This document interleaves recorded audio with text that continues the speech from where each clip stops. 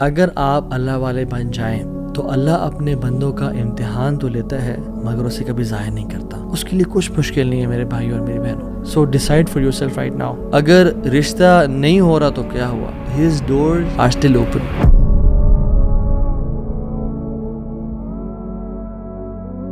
بسم اللہ الحمد للہ والصلاۃ والسلام علی رسول اللہ وبعد.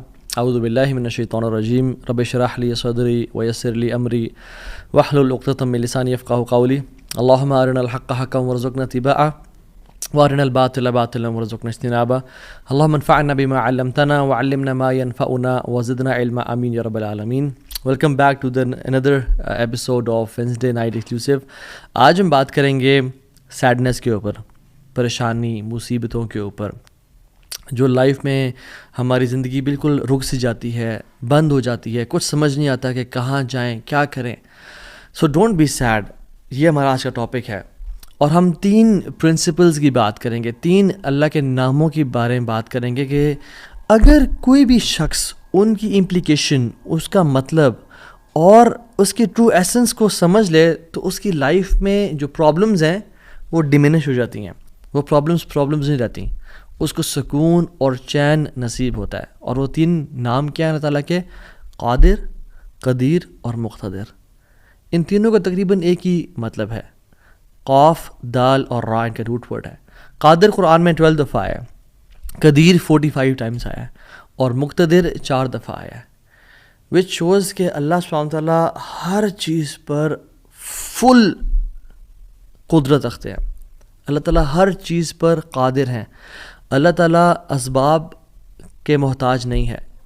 جو مسلمان ان ناموں کو سمجھ لیتے ہیں نا، اور آج ہم سمجھیں گے ناموں کو، اور اس کی وجہ سے آپ دیکھیے گا by the end of the session کس طرح سے ہماری مصیبتیں، مشکلات ہمیں چھوٹی ہوئی نظر آتی ہیں، اور ہمیں کچھ پرنسپل سمجھ میں آئیں گے کہ ہم کس طرح سے اللہ تعالیٰ کی اس سیکرٹ ڈور آف ہیپینس کو انلاک کر لیتے ہیں.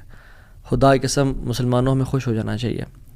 وہ کسی چیز کا محتاج نہیں ہے، نہ وہ اسباب کا محتاج ہے، نہ وہ لوگوں کا محتاج ہے، نہ وہ ٹائم اینڈ اسپیس کا محتاج ہے، نہ وہ لاز آف فزکس کا محتاج ہے.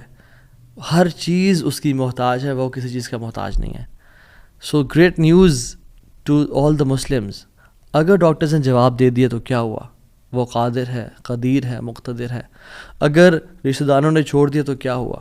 اگر رشتہ نہیں ہو رہا تو کیا ہوا؟ اگر کاروباری لوگ جو ہیں انہوں نے آپ کو دھتکار دی اور سائڈ پہ کر دیا تو کیا ہوا؟ His doors are still open. وہ مسبب الاسباب ہے. اللہ رب العالمین وہی ہیں جو یوسف کے دور میں تھے، جو ابراہیم کے دور میں تھے، جو موسیٰ کے دور میں تھے، جو عیسیٰ علیہ السلام کے دور میں تھے. اللہ رب العالمین وہی ہیں اور وہ ہر چیز کو بدل سکتے ہیں. وہ ہر بند دروازہ کھول سکتے ہیں. مقتدر کا مطلب تو سبحان اللہ یہ ہوتا ہے کہ اس میں نا قدیر کی بھی بلاغت ہے، یعنی جو ہر چیز پر مکمل قدرت رکھتا ہے. آپ لے لیں مثالیں، یوسف علیہ السلام کی اگزامپل دیکھ لیں. ایک بچہ جو کہ بالکل اپنے انفینٹ سے نکل رہا تھا، اس کو کنویں میں پھینک دیا گیا. وہاں سے اس کو قافلے نے پرچیز کیا اور بالکل for pennies he was sold. اور عورت نے حملہ کیا ان پہ، گناہ کرنا چاہا، جیل میں ڈال دیا گیا ان کو. ٹھیک ہے، وہ شخص جو کنویں میں پھینکا گیا، جو جیل میں ڈالا گیا، جو اتنا بے بس کہ نہ باپ نہ ماں نہ بھائی، بالکل مصر میں ان نون اسٹرینجر، اور وہ جیل میں بھی ہو، نو کانٹیکٹس، نو پی آر، کیا بنے گا اس کا؟ القدیر نے، المقتدر نے اس کو وہاں سے اٹھا کے ایجپٹ کے تخت پہ بٹھا دیا. اللہ ہر چیز پر قادر ہے. ابراہیم علیہ السلام، باپ بھی چھوڑ گیا، باپ نے کہا تجھے میں رجم کر کے مار دوں گا. ہر کوئی ساتھ چھوڑ گیا، حتیٰ کہ سب جمع ہو گئے ان کے خلاف اور ان کو برہنہ کر کے کیٹاپلٹ میں ڈال دیا. اور وہاں سے جب آگ میں ڈالنے لگے تو کیا پڑھا ابراہیم نے؟ حسبی اللہ و نعم الوکیل. مجھے اللہ کافی ہے. اور کیا ہی وہ نعم الوکیل، کیا بہترین دوست ہے، کیا بہترین کارساز ہے وہ.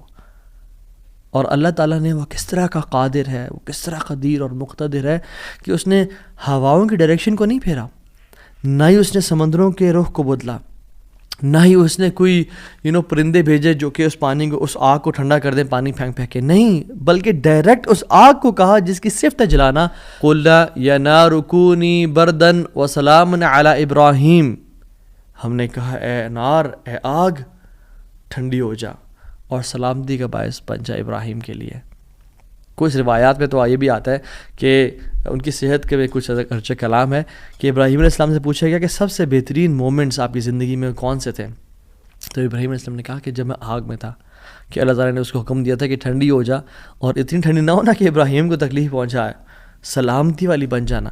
تو those were the best moments that I spend in my life. اور وہ کس طرح سے ٹھنڈی ہوئی کہ صرف ابراہیم کے لیے ٹھنڈی ہوئی، لیکن جو رسیاں ابراہیم علیہ السلام کے ہاتھ پہ بندھی ہوئی تھی ان کے لیے ٹھنڈی نہیں ہوئی. اس رسیوں کو جلا دیا مگر ابراہیم علیہ السلام کے بال تک کو بھی نہیں جلایا. اور جب ابراہیم اس آگ سے نکلے تو ان کا جو باپ تھا آزر وہ دیکھ رہا تھا اور کہتا ہے نعم رب ربک یا ابراہیم، کیا رب ہے تیرا ابراہیم. یعنی ایک کافر کو ایک مشرک کو تو یقین آ گیا کہ کیا رب ہے ابراہیم کا. ہم نے 50-60 سال زندگی گزار لی لائف کے، کچھ نے مجھ جیسے نے تو 20-30 سال گزارے زندگی کے. ہمیں ابھی تک رب کی قدرت پہ یقین نہیں آیا. ہمیں ابھی تک آنیسٹلی اللہ تعالیٰ کے مکمل قادر ہونے پہ یقین نہیں آیا. تیسرے پارے میں ایک شخص کا ذکر آتا ہے قرآن میں کہ ایک شخص گزر رہا تھا اور ایک قریہ سے، ایک بستی سے گزرا، ولیج تھا، اور وہ بالکل یعنی آپ سمجھ لیں رونز تھا، وہ بالکل کھنڈرات بن چکا تھا. تو ان کے ذہن میں ایسے ہی خیال آیا who will raise them up، کون کھڑا کرے گا انہیں دوبارہ. ابن کثیر اور باقی لکھتے ہیں کہ وہ عزیر علیہ السلام تھے. خیر نیورتھلیس اللہ تعالیٰ نے ان کو موت دے دی، اور موت دینے کے بعد جب اٹھایا تو کہا کہ کتنا عرصہ تم پڑے رہے ہو اس جگہ پہ؟ تو کہا کہ دن کا کچھ حصہ. اللہ تعالیٰ نے کہا کہ تم 100 سال مردہ رہے ہو یہاں پہ. اور ان کا جو حمار تھا، جو گدھا تھا، وہ پیرش ہو گیا. اس کو یعنی کھا کے کیڑے مکوڑے، مٹی نے اس کو ڈیکمپوز کر دیا. لیکن جو ان کا کھانا تھا، اللہ اکبر کیسا قادر ہے اللہ تعالیٰ. فانظر الی طعامک و شرابک لم یتسنہ، اپنے کھانے کو دیکھو اور اپنے پینے کو دیکھو، اس کو کسی نے چھوا بھی نہیں ہے. کھانا ہم باہر سے آرڈر کرتے ہیں، کچھ کھا لیں تو فریج میں نہ رکھیں، اور ایک دن گزر جائے تو وہ باسی ہو جاتا ہے، خراب ہو جاتا ہے. ایک دن کھانا برداشت نہیں کر سکتا، لیکن 100 years گزر گئے، کھانے کو کسی نے چھوا بھی نہیں. اور جو حمار تھا، جو گدھا تھا ان کا، وہ بالکل پیرش کر گیا اور ڈیکمپوز ہو گیا. اور عزیر علیہ السلام کے نظروں کے سامنے اللہ نے اس کو دوبارہ کھڑا کر دیا. کیا کہتے ہیں سب دیکھ کے، اللہ کی قدرت کے مناظر دیکھ کے، جب اللہ کی کامل قدرت دیکھی اور اتھارٹی اوور تھنگس دیکھی تو کیا کہا؟ قلنا اعلم ان اللہ علی کل شیء قدیر. قال اعلم ان اللہ علی کل شیء قدیر، میں جان گیا ہوں کہ اللہ تعالیٰ ہر چیز پر قادر ہے. واللہ العظیم میرے بھائیو اور بہنوں، اس سینٹنس میں نا بڑا مزہ ہے، بڑی لذت ہے، بڑا نشہ ہے. اگر انسان جان لینا کہ میرا رب ہر چیز پر قادر ہے تو خدا کی قسم ہماری پریشانیاں، ٹینشنز، انزائٹی سب ختم ہو جائے گی. تو آپ نے گھبرانا نہیں ہے انشاءاللہ، ٹھیک ہے. اگر ایک چیز زندگی میں آپ کی ہے جو اس لیسن کا جو ہے نا، آج کے سبق کا جو آج کے جو اس پوڈ کاسٹ شو کہہ لیں اس کو آپ، اس کا جو کرکس ہے وہ یہ ہے، اگر آپ اللہ والے بن جائیں تو اللہ اپنے بندوں کا امتحان تو لیتا ہے مگر اسے کبھی ضائع نہیں کرتا. اللہ اکبر. اس کو لکھ لیں اپنے ذہن پہ اور ساری زندگی اس کو پکڑ کے رکھیں. اگر آپ اللہ والے بن جائیں تو اللہ سبحانہ و تعالیٰ اپنے بندوں کا امتحان تو لیتا ہے کہ میرا بندہ سچا ہے یا نہیں، میرا ہے یا نہیں، لیکن خدائی قسم کبھی ضائع نہیں کرتا. شرط یہ ہے کہ آپ اللہ والے بن جائیں اور نیت صاف ہونی چاہیے. تو میں آپ سے نا آج 3 بیسک پرنسپلز کی بات کروں گا کہ آپ نے اپنی لائف میں کرنا کیا ہے. پہلی چیز، نیت صاف کرنی ہے. اگر آپ اللہ والے بن جائیں اور اپنی نیت آپ صاف کر لیں، اللہ تعالیٰ آپ کو کبھی ضائع نہیں کرے گا. صحیح بخاری کی حدیث ہے، بنی اسرائیل کا واقعہ ہے، اوتھینٹک صحیح بخاری کی حدیث ہے. ایک شخص، اس کو 1000 دینار چاہیے تھے، 1000 دینار چاہیے تھے. وہ ایک شخص کے پاس گیا، اپنے جاننے والے کے پاس، اور کہا کہ مجھے 1000 دینار چاہیے. تو اس نے کہا کہ ٹھیک ہے میں تجھے دے دوں گا، بس تو ضامن ایک لے آ جو اس کی ضمانت دے، اور گواہ لے آ، میں تمہیں دے دوں گا، مجھے پرابلم نہیں ہے. وہ شخص مسکین تھا، کوئی اس کے جاننے والا نہیں تھا، لیکن اللہ والا تھا وہ. اس نے کہا دیکھ میری بات سن، میرا ضامن بھی اللہ ہے اور